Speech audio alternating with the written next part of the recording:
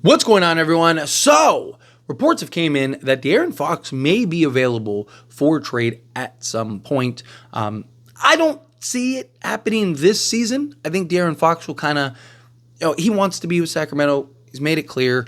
I think he'll give them this season, trade deadline, and then maybe early in the offseason.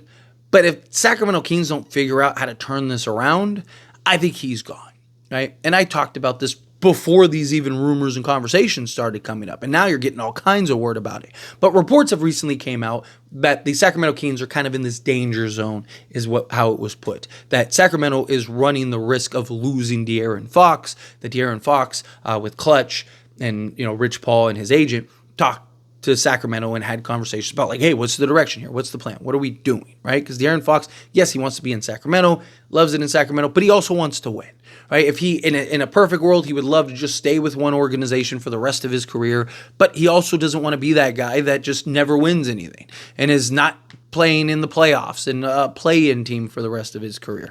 And now you're starting to see kind of this fire burning. More and more reports are starting to come out. And look, I talked about it. Sacramento did this to themselves. They sabotaged themselves. I don't know why Sacramento thought Demar Derozan was a good idea. People told me I was crazy, and I didn't know what I was talking about. Again, videos and comments are on this channel. They exist. And people told me like, no, watch, just wait, DeMar DeRozan's going to change this game. And I was like, I don't see it. And I've been incredibly spot on with Sacramento. Last 3 seasons, I've been more spot on with Sacramento than anybody. I should start a Kings channel because I am just so right on Sacramento. More so than any team in the league. Because it was so clear and obvious what Sacramento needed. They didn't need another isolation scorer that doesn't run in transition, that doesn't shoot threes, and doesn't defend. They didn't need that. They needed legit, versatile 3-and-D players. There is potential for Kyle Kuzma, right? A lot of talk about Kyle Kuzma. Those are the kind of guys that they really needed. Instead of spending the assets and investment in Harrison Barnes and all this stuff to go get another isolation scorer, when you have Malik Monk and De'Aaron Fox, should have used that stuff to go upgrade Harrison Barnes at the wing. Should have went and upgraded or went and got another wing, right? Like if you could have went and got an Alex Caruso, that would have been great, right? If you could have went and got, a Hartenstein for like a backup center and upgraded the backup center position, that would have been great. Like they had a clear path and direction. And I even said after they did this that they probably just lost De'Aaron Fox. So enjoy DeMar DeRozan because you're probably not going to be able to trade him, 1. And 2, you're probably going to need him more than ever because De'Aaron Fox is probably going to leave. I don't think he's going to stick around. He's not going to qualify for the Supermax because he's not going to make all NBA teams and stuff like that. They might not even make the play-in. They're a mess. They just lost 2 straight to the Lakers, right? As a Laker fan, I'm happy that happened. But removing my Laker bias, that shouldn't have happened, right? Not twice at home, right? Like Sacramento isn't like a terrible team. I don't think they're a great team or anything. They're a play-in to first-round exit team. It's what they are. They don't have size. They don't have defense, right? Like they're too small. You got too many guys that do the same thing. They panicked. What happened last year was Malik Monk got hurt, and the offense just went flat, and they went from a playoff team to a play-in team, and we're out, missed the playoffs, and it was just a mess, right? And it was like, oh no, we need to do something drastic. They even said it themselves, we need the firepower to keep up in the Western Conference. You didn't need the firepower. You were one of the top offensive teams in the league the last few years. You're up there with pace. You have the best fourth quarter player in the NBA. The last thing you needed was another scorer. You needed guys that could take pressure off of De'Aaron Fox and Malik Monk, but not do what De'Aaron Fox and Malik Monk do. You needed guys that could, yes, when De'Aaron Fox and Malik Monk are cooking and they're doing their thing, they have that outlet. They have the kick out pass. They have the guys that can knock down the three ball and spread teams out, to make it easier on De'Aaron Fox, to make it easier on Malik Monk, to also defend and take pressure defensively off of those guys. That's what they needed. They didn't need to go get another scorer. That was the last thing they needed. And they thought it was a great idea. How often are you expecting or anticipating Malik Monk to be hurt?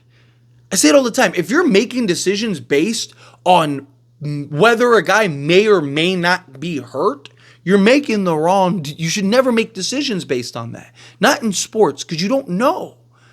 I mean, unless it's Zion or, like Joel Embiid, apparently, like, you don't make those type of decisions. Because we've also seen a lot of guys go and they'll have like 4 straight years where they're 40 games and then they have 70. Like Zion last year, right? Great example. Right? The guy can't play more than 40 games, and then last year he played 70. You don't know how many games Malik Monk's going to play. You don't know if he's going to get hurt. He could play all 82 games for all you know. But if you put the right team together, and guess what? Also, even if Malik Monk did get hurt, right? Like, if you had the right pieces, you could make up for it. Now, the problem was De'Aaron Fox had to create everything, but he didn't have guys that could hit the shots. He didn't have the guys that could take the pressure off of him. If you go get those guys, you're fine. Demar Derozan is not the guy that's going to take the pressure off of him. Demar Derozan's the guy that's going to take the ball out of his hands and basically make or neutralize De'Aaron Fox in those moments. And you didn't need that. You needed that size, that defense. You needed, a versatile wing that could slot in at the 3 or the 4. Like, in a perfect world, they needed Mikal Bridges and OG Anunoby. They would be the Knicks of the West, right? They would have that center. They would have that point guard, right? They'd have everything that you could want. And now you got the 2 sides. Like, they needed something like that. Like I mentioned, Alex Caruso and Isaiah Hartenstein. Could you have gotten, could you have went and maybe traded for a Cam Johnson or even like a Dorian Finney-Smith? Kyle Kuzma's, again, the right route. Jeremy Grant, he's overpaid, but it would have been better to overpay for Jeremy Grant, who makes sense and fits in and is the prototype of the player that you need, rather than overpaying for DeMar DeRozan, and now you're stuck with him. You would have been stuck with Jeremy Grant either way, but guess what? At least it would have been and filled a need. And a guy that could have made plays and put the ball on the deck and done multiple things. It's just, I don't know why teams sabotage themselves. We've seen it. You see it almost every year. A team just can't get out of their own way.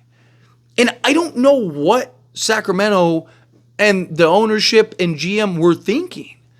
I don't know how they looked at this Sacramento team and were like, what do we need to get into contention?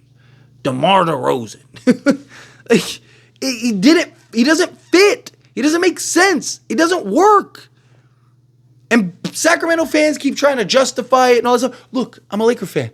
I lived through the Russell Westbrook and LeBron James and Anthony Davis. And a lot of Laker fans tried to justify Russell Westbrook and stuff. And then we got Darvin Ham. I even try to justify it on occasion. But eventually you reach the point where you go, it's not going to work. It was silly. We all knew it was silly to begin with, right? But we tried to hold out hope that, hey, maybe that's the difference maker. And that's kind of how I feel about Sacramento right now, right? Like, it was clear what they needed. It was clear the direction and path that they needed to follow. But then they thought, let's try to expedite this. And it blew up in their face. And now they're kind of stuck. Like, what are you doing? Like, what are you going to do? What's the plan now? I don't see a path to now get back to contention. Could you get back to being, the 6th seed? Probably, sure. You go get a Kyle Kuzma and another guy, Dorian Finney-Smith or something like that. But I don't even know how they're going to be able to do that. It's a mess. It's a mess. The last thing they needed was to go get a guy that does the same thing, right? Like, I talked about DeMar DeRozan on other teams, Miami, the Lakers, teams like that. But what's the difference? Those teams don't have a guy like a DeMar DeRozan. The Lakers don't have a guy you can just give the ball to and go to. Austin Reeves is that guy for them, right? They didn't have that bucket getter. I still worried about the fit with DeMar DeRozan, LeBron James, and Anthony Davis, but there weren't very many options. Team like Sacramento, they already had those guys. You didn't need those guys. You have those guys and De'Aaron Fox and Malik Monk. You have the best fourth quarter player every year the last 5 years in De'Aaron Fox. You didn't need to go get another one. It was silly. And now they're probably going to lose De'Aaron Fox. I don't see De'Aaron Fox sticking around much longer. I think because he does want to be there. I think he'll be patient. I think he'll finish this season. And then he'll have the opportunity to be like, hey, I gave you guys through the trade deadline. You guys didn't get anything done. I'll give you guys the first month of free agency. If you don't get anything done, you got to trade me. Right? And that's the problem. But anyway, as always, this is a discussion. Pass a question on you. Let me know your thoughts and opinions down in the comments below. What do you think? How do you feel? What are your thoughts? Do you agree with me? Disagree with me? Kind of mixed in the middle?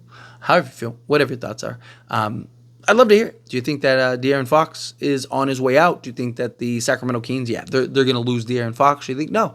They'll figure it out. They'll make the move or two. Let me know.